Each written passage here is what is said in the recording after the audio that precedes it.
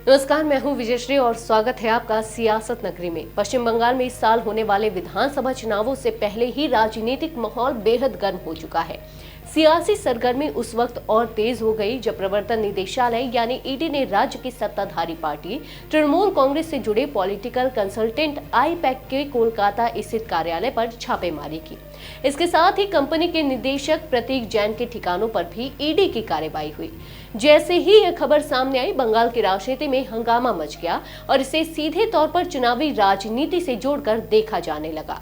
ED की इस कार्रवाई के बाद मुख्यमंत्री ममता बनर्जी खुलकर सामने आ गई। उन्होंने न सिर्फ जांच एजेंसी की कार्रवाई पर सवाल उठाए, बल्कि इसके विरोध में शुक्रवार को कोलकाता में एक बड़ी रैली भी निकाली।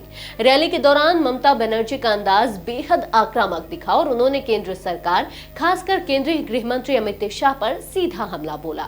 ममता बनर्जी ने आरोप लगाया कि केंद्र सरकार चुनाव से ठीक पहले जानबूझकर केंद्रीय एजेंसियों का इस्तेमाल कर रही है ताकि तृणमूल कांग्रेस को दबाया जा सके। रैली को संबोधित करते हुए उन्होंने चेतावनी भरे लहजे में कहा कि अगर उन पर और उनकी सरकार पर जरूरत से ज्यादा दबाव बनाया गया तो वह केंद्रीय गृह मंत्री अमित शाह से जुड़े कथित कोयला घोटाले से संबंधित एक पेन ड्राइव सार्वजनिक कर देंगी। मुख्यमंत्री ने दावा किया कि उनके पास एक पेन ड्राइव मौजूद है जिसमें कथित तौर पर कोयला घोटाले में अमित शाह की संलिप्तता से जुड़े सबूत हैं। ममता बनर्जी ने कहा, मैं जिस पद पर हूं उसकी गरिमा का सम्मान करते हुए अब तक चुप हूं, लेकिन मुझ पर ज्यादा दबाव डाला गया तो मैं सब कुछ सामने रख दूंगी और तब पूरा देश हैरान रह जाएगा। ममता बनर्जी यही नहीं रुकी, उन्होंने यह भी आरोप लगाया कि दिल्ली में बैठे भाजपा के वरिष्ठ नेताओं तक कोयला घोटाले का पैसा पहुंचा है।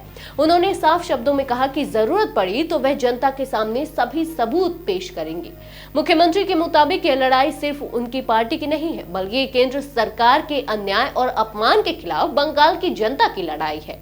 रैली के दौरान ममता बनर्जी ने ईडी की छापेमारी को पूरी तरह राजनीतिक करार दिया। उन्होंने कहा कि केंद्रीय एजेंसियों का इस्तेमाल विपक्षी दलों को डराने और दबाने के लिए किया जा रहा है। अमित शाह पर निशाना साधते हुए उन्होंने कहा कि इस तरह की कार्रवाइयों का जवाब जनता देगी। ममता बनर्जी ने भरोसा जताया कि बंगाल की जनता सब कुछ देख रही है और इस सही समय आने पर इस कथित अपमान का लोकतांत्रिक तरीके से जवाब देगी। साफ है कि ईडी की कार्रवाई के बाद बंगाल की राजनीति अब आमने सामने की लड़ाई में बदल चुकी है, जहां चुनाव से पहले आरोप जवाबी आरोप और सियासी चेतावनियों का दौर और तेज होने वाला है। आज के लिए बस इतना ही। अगर आपके इलाके में कोई राजनीतिक लापरवाही, भ्रष्टाचार या जनहित से जुड़ी समस्या है तो अब चुप मत रहिए, अपनी शिकायत हमें भेजिए। सियासत नगरी आपकी आवाज को मंच देगा और जवाबदेही तय करेगा, क्योंकि अब हर सवाल होगा सीधा सत्ता से।